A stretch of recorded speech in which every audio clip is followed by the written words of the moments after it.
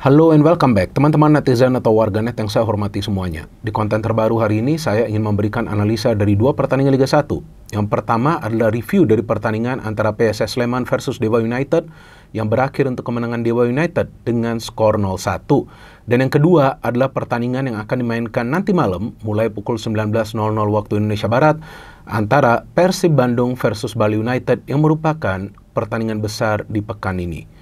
Dan seperti yang kita ketahui teman-teman, bahwa Dewa United dan juga Persib Bandung yang sekarang merupakan dua tim yang bersaing di papan atas untuk bisa menjadi juara. Karena memang selisih poin antara Dewa United dengan Persib Bandung tidak begitu jauh. Apalagi setelah Dewa United berhasil meraih kemenangan yang penting di pertandingan semalam. Yang kebetulan saya juga yang siaran pertandingan ini di Indosiar. Dan dengan kemenangan semalam berarti Dewa United sekarang selisih poinnya dengan Persib Bandung adalah 5 poin. Apakah dengan selisih poin 5 ini berarti Dewa United punya peluang untuk bisa menggeser Persib Bandung? Jelas Dewa United punya peluang jika Persib Bandung gagal meraih kemenangan di pertandingan malam hari ini, dan di pertandingan selanjutnya Persib kembali gagal meraih kemenangan dan Dewa United kembali berhasil meraih kemenangan. Artinya pertandingan malam hari ini antara Persib Bandung versus Bali United bagaikan pertandingan final bagi Persib Bandung. Meskipun kita tahu masih ada sisa 6 pertandingan bagi Persib Bandung, tapi tetap saja Persib perlu mempertahankan momentum untuk tetap menjaga jarak dari Dewa United. Semakin jauh tentu akan semakin baik bagi Persib Bandung. Sebaliknya bagi Dewa United, tentu tim ini tidak punya beban karena memang mulai dari awal musim tim ini tidak diperhitungkan sebagai salah satu calon juara. Tapi perlahan-lahan tim ini memang menunjukkan permainan yang sangat baik. Walaupun mereka juga sering mengalami kesulitan untuk meraih kemenangan, walaupun mereka selalu bermain bagus ya, karena sebelum pertandingan lawan PSS Sleman justru Dewa United gagal meraih kemenangan di 2 pertandingan terakhir mereka. Tapi di pertandingan semalam meskipun bermain di kandang tim lawan, melawan sebuah tim yang memang pada saat bermain di kandang mereka sendiri, karena kali ini Sleman bisa kembali bermain di stadion mereka, selalu tampil terbuka. Dan memang secara permainan Sleman tidak buruk. Bahkan dari segi tempo, para pemain Sleman bermain dengan yang namanya high tempo, bermain dengan tempo tinggi. Mereka bahkan lebih banyak menciptakan peluang daripada para pemain Dewa United di menit-menit awal jalannya pertandingan sebelum Dewa United bisa mencetak gol. Tapi terlihat jelas di pertandingan semalam para pemain Dewa United tidak ingin bermain terbuka seperti biasanya. Karena jika Dewa United bermain terbuka, tentu mereka bisa saja kecolongan melalui counter attack dari para pemain Sleman yang mereka peragakan sepanjang pertandingan.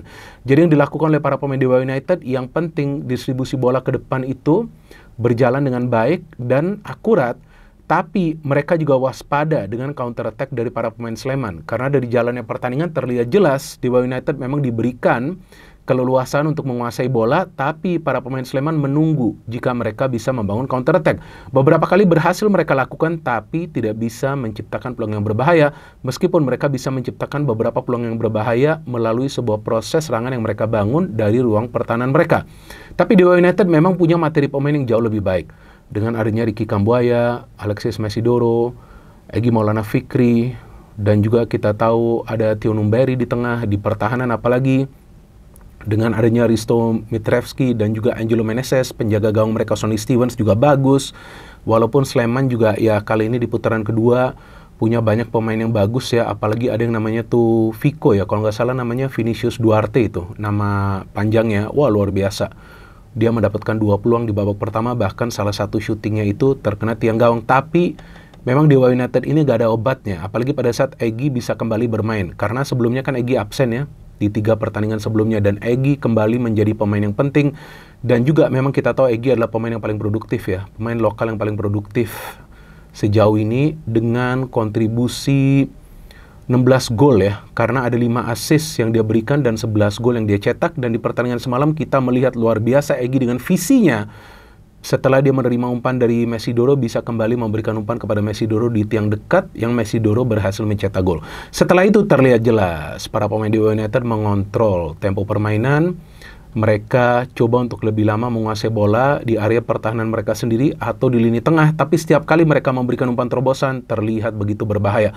Walaupun PSS Sleman bermain lebih terbuka, lebih berani, tapi tidak mudah bagi mereka untuk bisa menciptakan peluang karena rapatnya lini pertahanan dari Dewa United, terutama duet center back mereka, yaitu Risto dan juga Angelo. Belum lagi ditambah oleh fullback mereka, yaitu Nico dan juga Altabala, meskipun kemudian Altabala diganti ya, karena tampak kelelahan.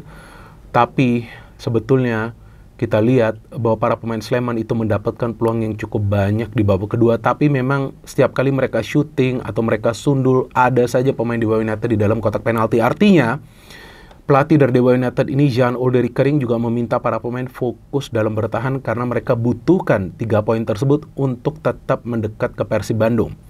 Dan bisa saja mereka mencetak tambahan gol jika Alex Martin tidak gagal mengeksekusi penalti, padahal itu adalah peluang baik bagi dia karena memang sudah memasuki injury time. Kita tahu dia adalah top skor sementara dari Liga 1 dengan 23 gol, hampir saja dia mencetak gol ke-24-nya.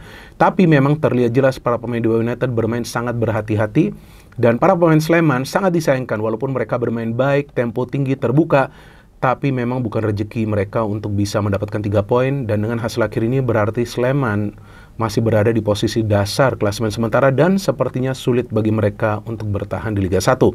Dan sekarang saya ingin membahas pertandingan super big match yang akan dimainkan nanti malam mulai pukul 19.00 waktu Indonesia Barat, dan kebetulan saya lagi yang siaran pertandingan ini. Sebelumnya saya siaran pertandingan antara Borneo FC versus Persib Bandung ya, yang Persib hampir saja menang itu jika Peralta tidak mencetak gol di masa injury time.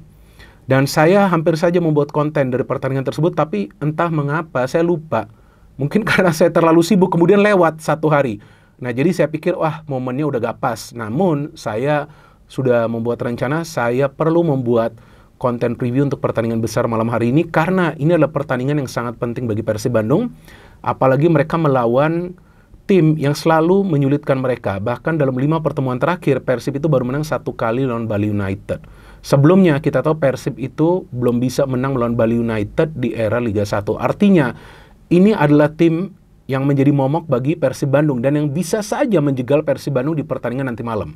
Kenapa? Karena Bali United adalah tim yang biasanya ketika menghadapi tim besar, apalagi bermain away, kita bisa melihat gaya mereka bermain itu beda total. Artinya, pelatih mereka, Teko atau Stefano Kugura, akan meminta para pemain pokoknya disiplin dalam bertahan, main pressing keras. Kalau bisa memprovokasi para pemain tim lawan terpancing emosi mereka sehingga para pemain tim lawan itu tidak bisa berkonsentrasi secara baik, kemudian Bali United akan melancarkan yang namanya counter attack, dan mereka punya pemain-pemain yang cepat yang bisa melakukan itu dengan adanya Privat Barga, Rahmat Arjuna, ada juga Rahmat ya, dan ada juga kita lihat Everton yang bermain di sana. Jadi Bali United adalah tim yang kuat. Di belakang mereka punya Elias Dola, ada Kadek Arel juga nih, 2 pemain yang agresif. Dan di penjaga gawang juga ada Adilson Maringa. Jadi memang Bali United walaupun dalam 5 pertandingan terakhir tidak bisa meraih kemenangan, tapi ya ini mereka adalah tim yang akan selalu menyulitkan tim-tim besar lainnya, meskipun kita tahu mereka sudah tidak mungkin bisa menjadi juara, bahkan saat ini mereka berada di zona papan tengah. Sebaliknya bagi Persib Bandung, dengan segala keterbatasan mereka, hebatnya tim ini dalam 3 pertandingan terakhir tidak terkalahkan, menang 2 kali, imbang 1 kali, yang hampir saja mereka menang melawan Borneo FC. Artinya memang peran dari pelatih mereka, Boyan Hodak, ini sangat besar terhadap performa dari Persib Bandung. Walaupun Persib ini tidak selalu bermain menyerang, tapi entah bagaimana caranya mereka bisa mencetak gol. Dan mereka memang adalah tim kedua kalau nggak salah ya, paling produktif dalam urusan mencetak gol setelah Dewa United. Jika saya tidak salah, jika saya salah silakan kalian koreksi karena ada kolom komentar di bawah konten ini. Tapi Persib adalah tim dengan defensive record terbaik. Kenapa? Karena mereka punya duet center back yang seperti menara kembar, Gustavo Franca dan juga Nick Kuipers. Kita lihat para pemain Borneo FC saja beberapa kali memberikan umpan ke dalam kotak penalti, tapi selalu gagal menciptakan peluang karena ada 2 pemain ini. Namun Peralta bisa mencetak 2 gol itu dari luar kotak penalti. Artinya kemungkinan para pemain Bali United juga akan menggunakan cara yang sama. Sedangkan bagi Persib, kita tahu bahwa mereka belum bisa menurunkan David da Silva dan Tyrone Del Pino absen karena akumulasi kartu kuning. Nah, ini tentu adalah kehilangan yang sangat besar bagi Persib Bandung, karena kita tahu Tyrone adalah pemain yang paling banyak berkontribusi terhadap gol yang dicetak oleh Persib Bandung dari jumlah gol dan juga tentunya assist. Namun Persib masih bisa mengandalkan, kita tahu Beckham Putra, Ciro Alves, ada juga Rian Kurnia, dan kabarnya Castaner juga sudah siap untuk tampil. Artinya second line dari Persib ini harus kuat untuk feeding bola ke depan. McLeod, Beckham Putra, mereka harus punya presisi dalam melepaskan umpan-umpan terukur. Karena lawan Bali United jika terlalu lama menguasai bola, itu yang akan menyulitkan para pemain Persib untuk berkembang secara kreativitas. Karena para pemain Bali ini dikenal dengan pressing yang kuat. Sedangkan di pertahanan, kalau asumsi saya nih, kali ini Edo akan bisa kembali bermain di kiri, akan sangat baik tentunya bagi Persib jika Edo nanti bisa bermain, karena salah satu kelemahan dari Persib itu lawan Borneo FC adalah di sebelah kiri, karena Hen-Hen tidak bermain di posisi naturalnya, iya dong. Hen-Hen kan biasa bermain di kanan walaupun tidak buruk-buruk amat juga performanya, tapi lawan Bali ini sangat berbahaya, karena tusukan-tusukan dari sayap itu akan sangat sering dilakukan oleh para pemain Bali United. Jadi back dari Persib ini harus waspada. Di kanan kemungkinan saya pikir Kakang lagi yang akan bermain, dan kuncinya bagi Persib jika mereka ingin menang adalah mereka harus bisa menang pressing di tengah, dan dari peluang yang minim mereka harus bisa mencetak gol. Artinya kalau bisa dari peluang pertama atau kedua, Persib sudah harus bisa mencetak gol lebih dulu di pertandingan ini untuk meraih kemenangan. Sedangkan bagi Bali United, caranya untuk bisa menyulitkan Persib Bandung adalah pressing kuat, main counter cepat, dan juga menekan para pemain Persib itu di lini tengah.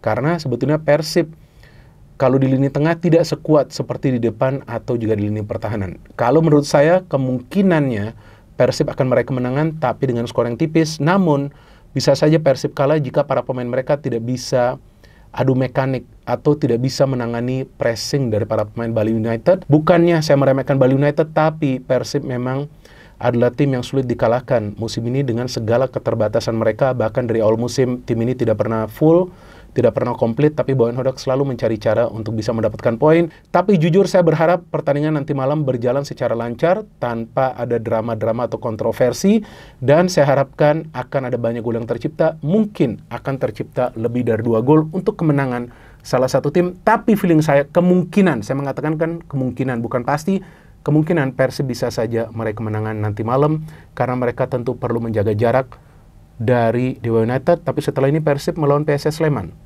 juga tim yang berada di zona papan bawah. Jadi saya pikir yang penting para pemain Persib full fokus untuk pertandingan nanti malam dan mendapatkan 3 poin. No hit, no politics, only football. Salam sepak bola.